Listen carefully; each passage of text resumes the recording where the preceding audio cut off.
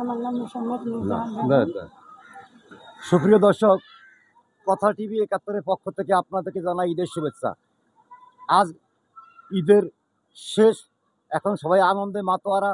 ঠিক এই সময়ে আমরা কল্যাণপুর, যেটাকে বলা হয় বেলতলা মাঠ তথা রেডিও কলোনির পিছনে হাঁটতে হাঁটতে একজন পথিককে পেয়ে গেলাম। উনি নাকি ২৫ বছর আগে রেডিওতে গান গাইতেন। ঠিক ওনার কাছ থেকেই শুনবো আমরা ওনার কণ্ঠে কিছু গান। তারপরে আগে আমরা জানি যে উনি কে। আসসালামু আলাইকুম। ওয়ালাইকুম সালাম। আপা, আপনার নামটা কি? মোসাম্মদ নূরজাহান বেগম। দেশের হোম ডিস্ট্রিক্ট কোথায়? ভোলা। ভোলা। তো এখানে হঠাৎ করে আপনি এখানে কি থাকেন কত বছর?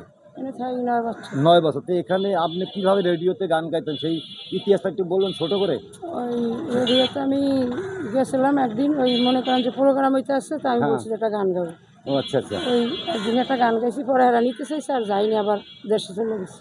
যাক, উনি আজ থেকে দীর্ঘদিন আগে উনি রেডিওতে কারো অনুরোধে একটা গান গাইছিলেন, পরে ওনাকে নেওয়ার জন্য চেষ্টা, উনি আর গান নাই। ঠিক ওনার কণ্ঠেই আজ আমরা একটা ছোট্ট একটু গানের কলি শুনবো। একটু কলি বলেন দয়া করে। আমার নাম মোসাম্মদ নূরজাহান বেগম। মায়ের কান্দন যাব জীবন,